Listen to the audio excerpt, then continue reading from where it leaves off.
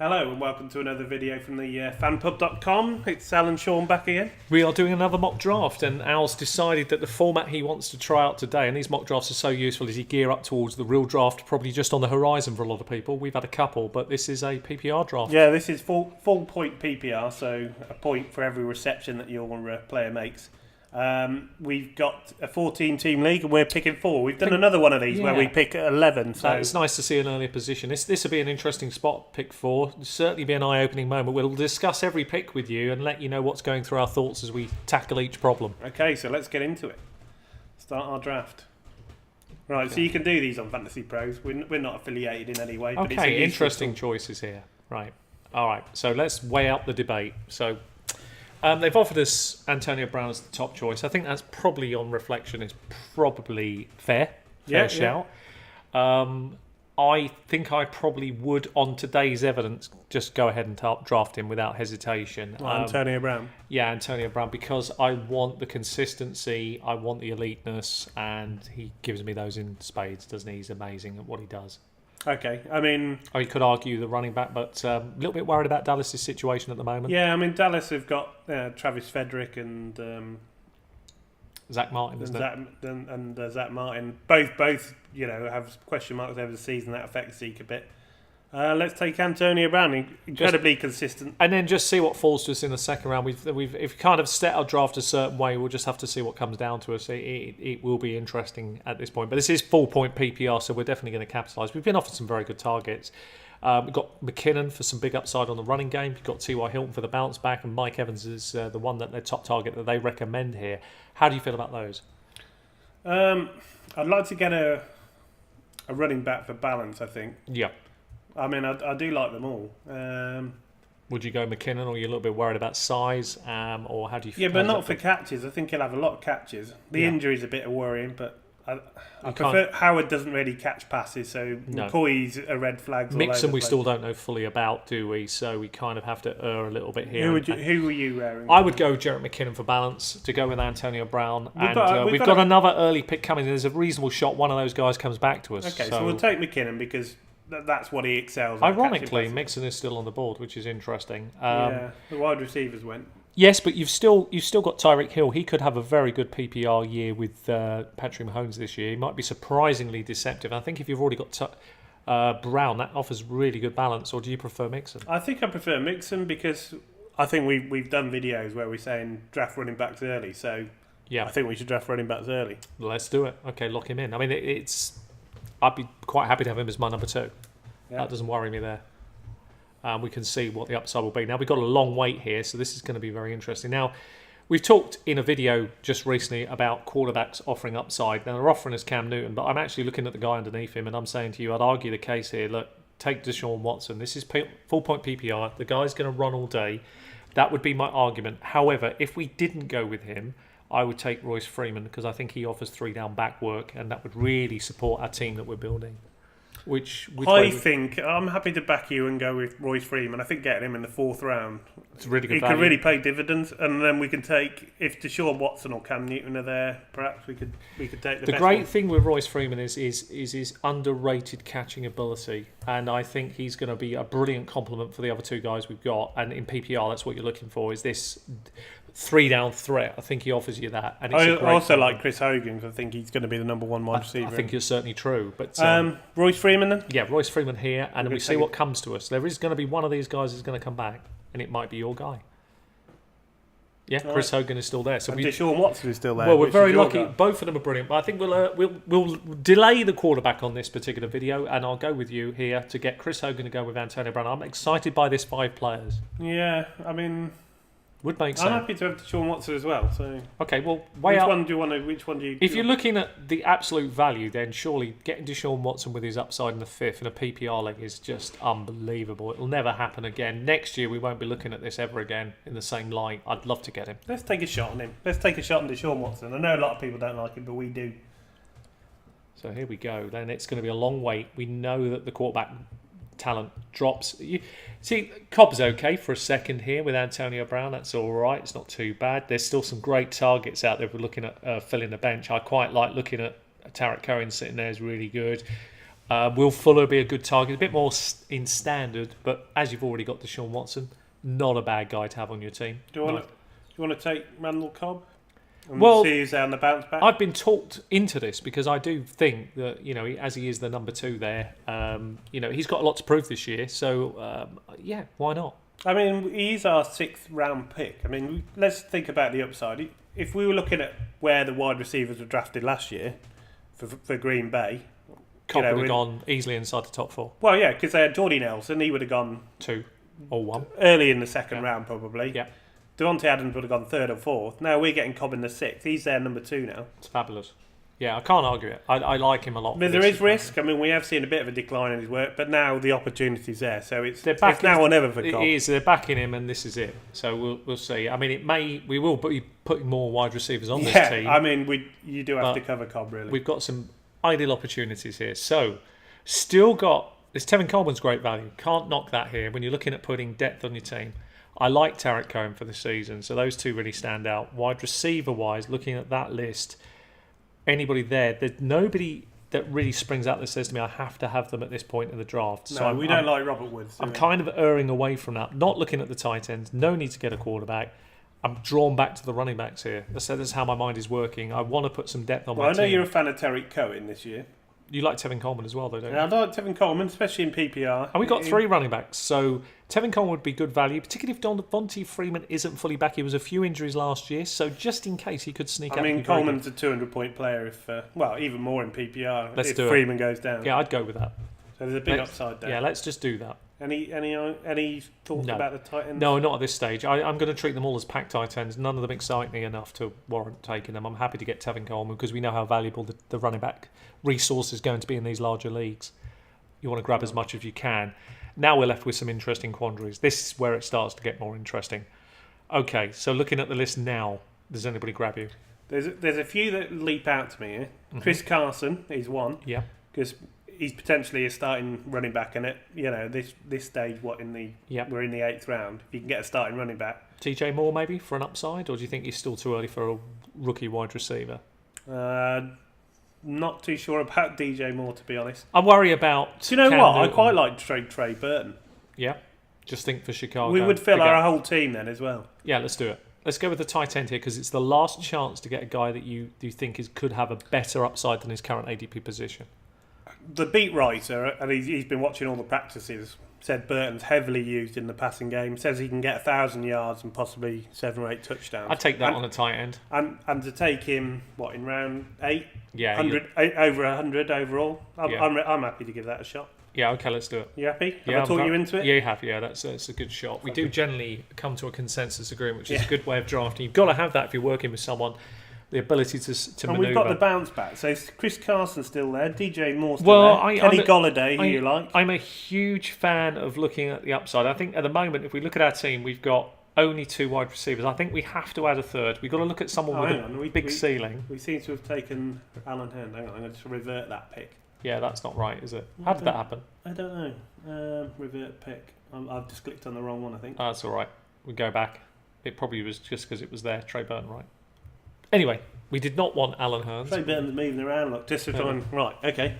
Pretend that didn't happen. Right, back to this point. It's still the same as before. We've got DJ Moore still out there. Chris Carson's still out there. You really like. Peyton Barber's out there. That could be really sneaky upside depending on how that plays out. We're in round 9, and I mean they're potentially 2 starting running backs. I mean we're not saying for all year, but they could be. Well, I think you have to look at Chris Carson as the guy to have a piece of. I mean, in the wide receiver list, I do like Kenny Golladay.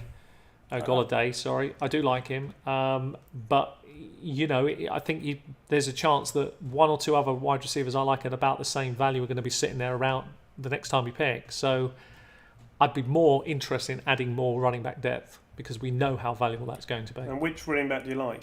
I think it's got to be Chris Carson, just with the opportunity that could present itself. We're getting him at pick 116. I mean, you can't knock that. I don't think he's going to drop to that in any draft. And he's tradable commodity for our team, so we may not have the wide receivers we want, but there's nothing to say we don't manoeuvre a running back to get one. We got Brown and Cobb.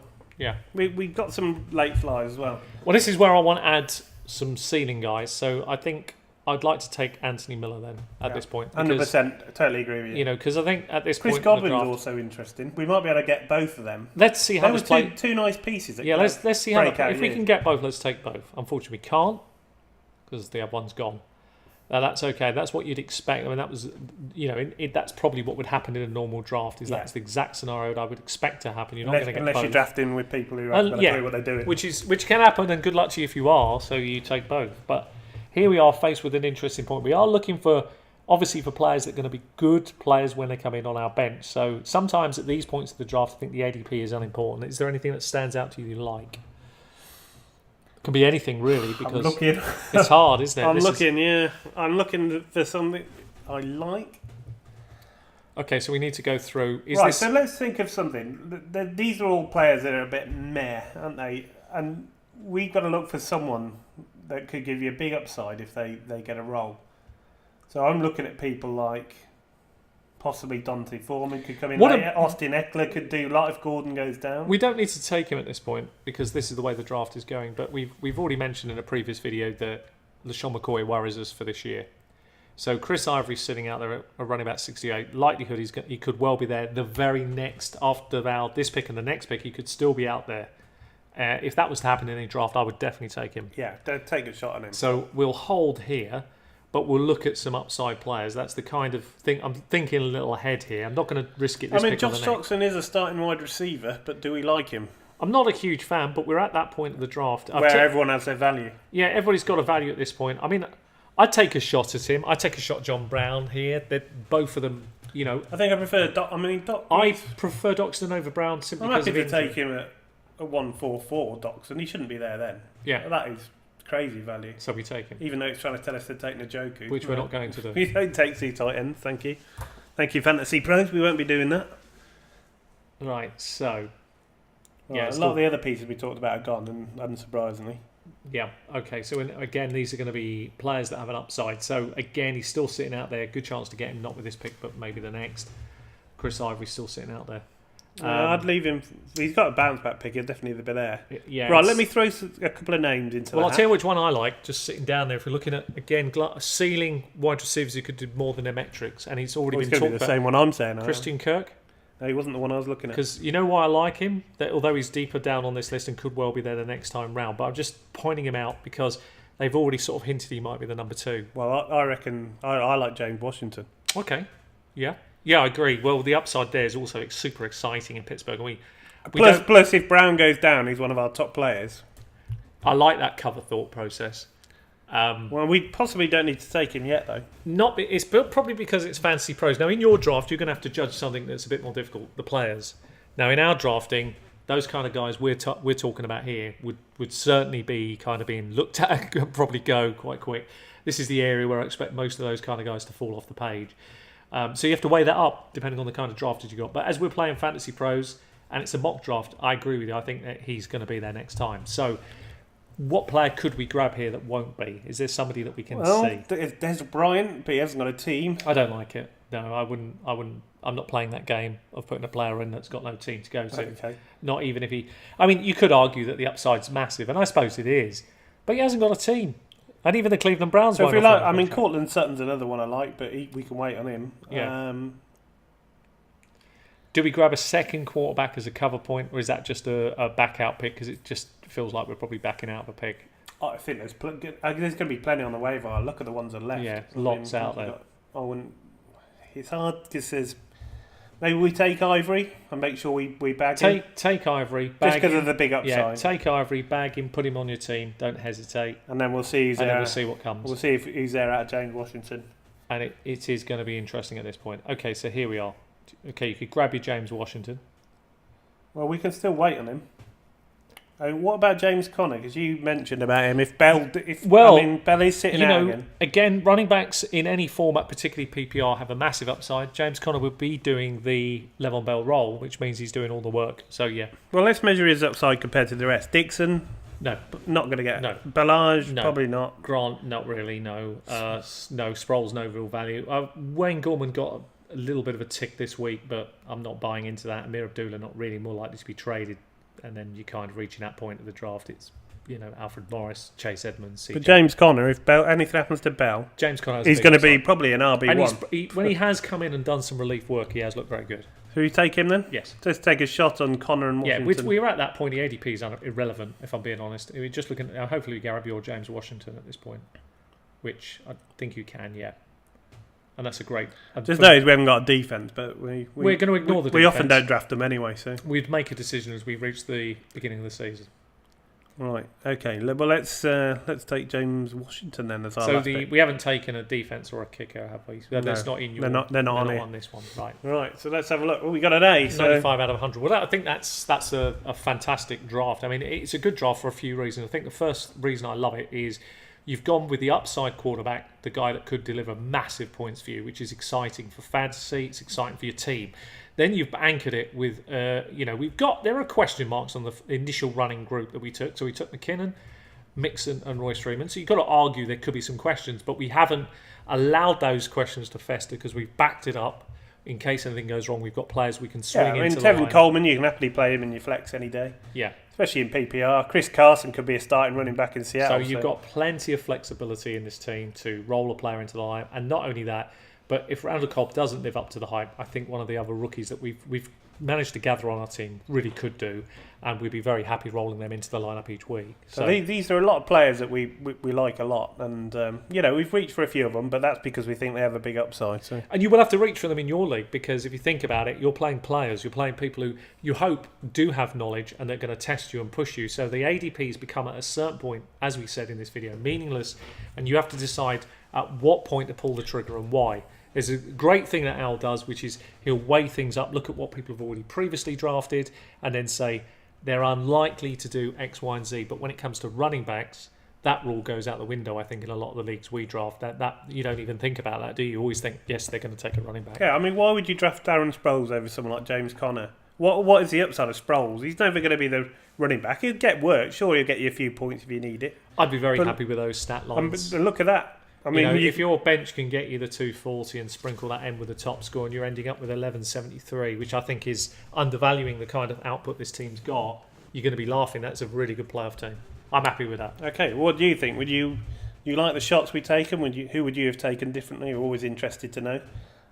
We've done another one where we drafted from 11, like I say. So if you want to check that out, if you got a late pick and a 14 man, this is close to the season now, isn't it, Al? So the points we're raising in this are going to be very ready for your very important. So we are in draft season. So okay, well, thanks very much for watching. If you've enjoyed it, please leave a like, give us a thumbs up, and consider subscribing. Loads of videos coming out right now. Don't tell anybody about us, because obviously we're the best kept secret in the internet.